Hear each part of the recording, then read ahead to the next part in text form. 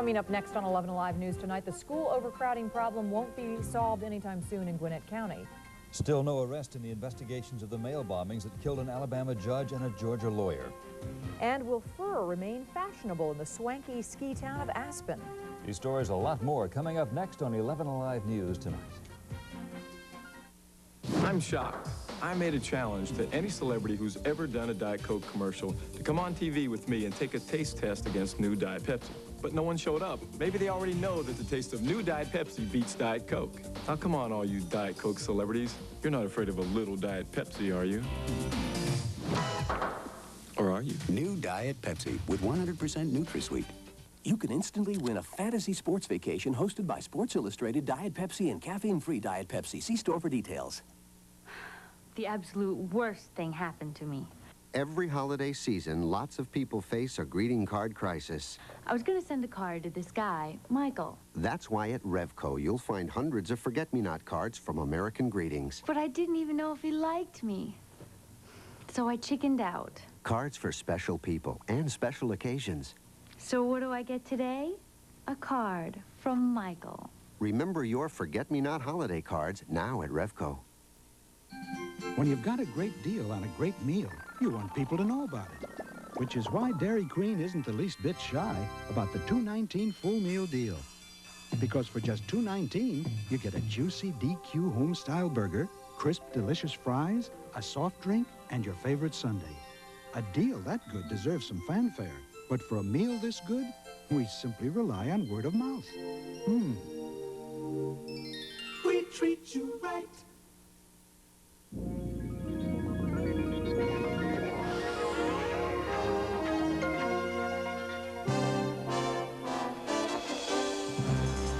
John Pruitt, Kelly Morgan, Joe Washington with sports, and Johnny Beckman's weather. This is 11Alive News tonight.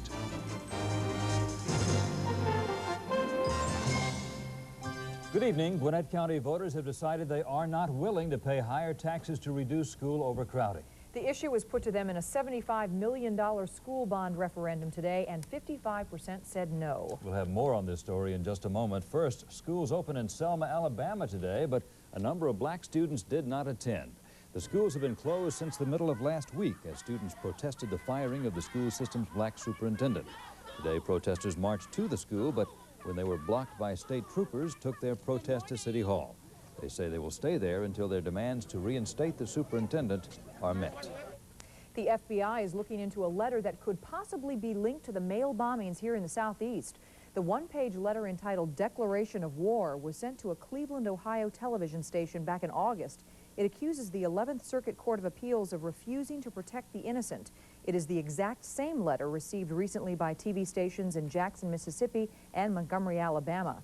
FBI agents in the Atlanta suburb of Rex have confiscated a number of items from the home of Walter Moody, Jr., items similar to those used to make the mail bombs that killed a federal judge and Savannah alderman. Moody would not speak to reporters today. Among the items taken, pipe, nails, bullets, paper clips, and welding machinery. Moody is not charged in the case. And a third arm of the mail bomb investigation has reached into tiny Ardilla, Alabama, near Dothan. FBI agents spent some time at Dirty Sally's thrift shop today, taking samples from a half a dozen typewriters there. They're looking for the typewriter used by the mail bomber. And I asked her, I said, don't you think whoever knows about the typewriter now, it's scattered from here to Kingdom Come? And she said, well, you know, maybe not. You never know. They might not know where it is. Agents have been searching thrift shops and pawn shops in and around Enterprise, Alabama for 4 weeks now, looking for that elusive typewriter. The people of Enterprise have been under the FBI microscope for a month now, and some of them are starting to try to take advantage of it. One local business is finding the town's new celebrity can mean lots of cash. Ken McLeod explains. Just 48 hours after a local shop owner stocked a dozen as a joke, this T-shirt has become the undisputed sales king of Enterprise. Grandmothers, schoolboys, and even the mayor scrambled in to buy them. I think I told y'all to start with that the people at Enterprise are renowned for taking a bad situation and turning it into a good one. In downtown Enterprise, the city's famous but somewhat strange statue is topped by a boll weevil, the cotton-eating insect credited with saving the area's economy by shifting it to the far more profitable peanut. On the T-shirt, the boll weevil has been dethroned by a typewriter, as FBI agents shout their approval and the disgusted insect stomps off. A dozen, then 6 dozen, and now close to 400 have been sold, faster than the printer can make them. Well, we make them one at a time just as fast as we can. We stay here till late at night and hope we got enough to cover orders that she's already taken the next morning. Some parents say their kids called them at work today pleading for the shirt.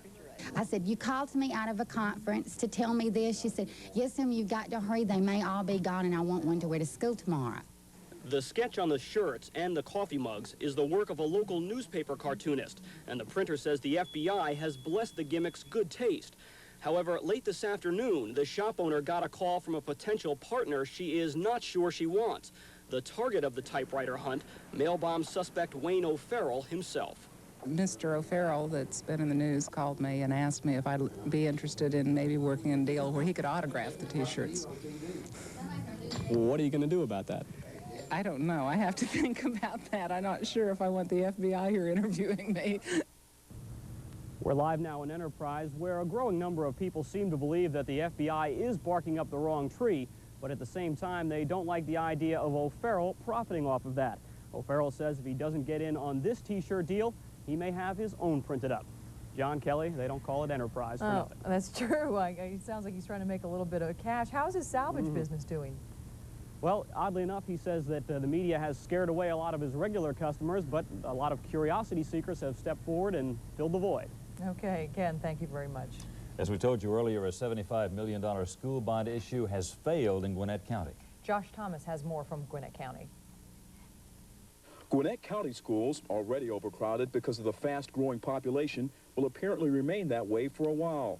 Gwinnett County voters had a chance to relieve the overcrowding by approving a $75 million bond referendum. Under the 3-year plan, the money would have been used to finance the construction of 2 new schools, put additions on 16 others, while installing computers in all Gwinnett County schools. I have 1 child in 1st grade and 3 more coming along, and I'd like to be able to see them have good schools and adequate facilities, and this is the only way to make sure that is accomplished. I'm employed with the school system, so I see it overcrowded in the rooms on a daily basis. So it's definitely necessary. But apparently the majority of voters didn't see it that way. Tonight, school system personnel watched the vote returns come in, and it wasn't to their liking. I would accept that as a mandate from the public that they want us to do more with less.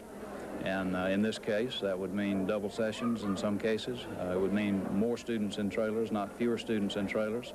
It's going to mean that the people do not believe that the need is there, that the people are tired of higher taxes, that they have taken their anger at the county commission out on the school system.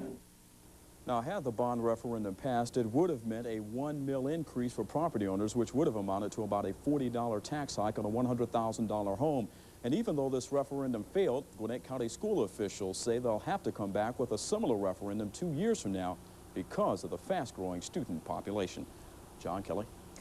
Problem with this booming economy out there. All right, Josh, thank you very much.